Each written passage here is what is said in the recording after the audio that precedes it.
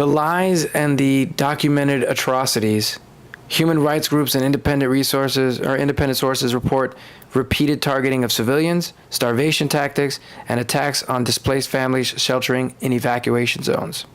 Estimates show 60 to 80% of deaths are civilians, mostly women and children, with ratios as high as 4 to 1 civilian to combatant.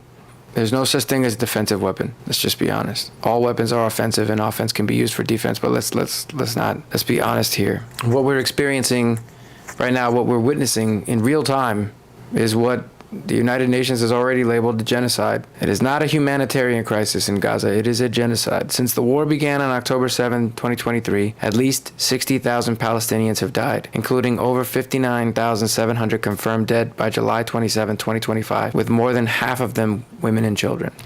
Every video I've tried to make on this subject has gotten taken down or blocked. The Epstein stuff also. In that same sense, TikTok is being banned in September, so understand why. China is supporting the Palestine. Everything connects if you follow. Now that being said, you can follow me on Instagram at Cruz Paul R, or on YouTube at Paul Ron Cruz. So everybody that's on TikTok, please follow me there.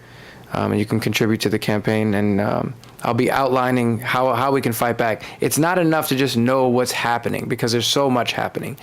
I want to outline what a senator is supposed to do, what our government is supposed to do, and what I can do, and what we can do to fight back. And so independent studies estimate that the death toll may range between 77,000 and 109,000.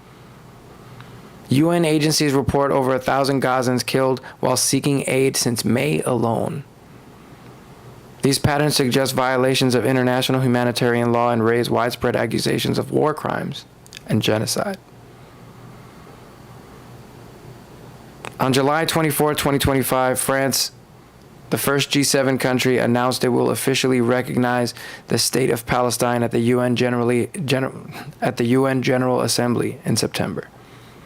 French officials say this move aims to push forward a two-state solution, create international momentum, and exert pressure on Western governments, including the UK and the US.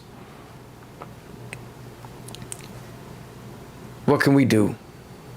We must organize, educate, and vote to repeal the One Big Beautiful Bill Act in 2026. Pressure your representatives now. I will do what I can. Support lawsuits and resistance at the state level, and elect new Congress ready to use reconciliation to undo this disaster.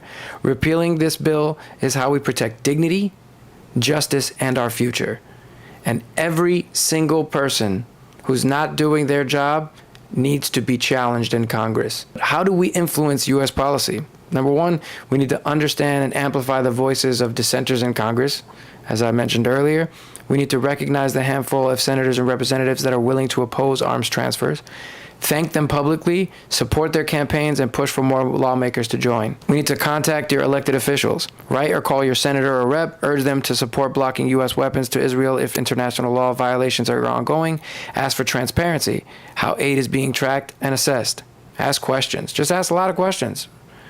There's no need to be rude.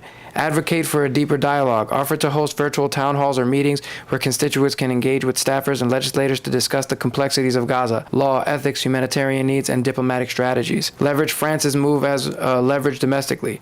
Highlight France's recognition as a model for U.S. moral leadership. Push for the U.S. to join in pushing for a more formal two-state path and new peace diplomacy. Collective Western alignment can shift. Humanize the narrative. Share stories and data around civilian deaths, children malnourished, and aid access blocked. Help policymakers see beyond abstractions to real human suffering. By organizing around emails, calls, forums, and public campaigns, we can demand accountability, not just continued arms, but ethical, humanitarian support, political negotiation, and lasting peace. This is about lifting up human dignity and self-determination for all.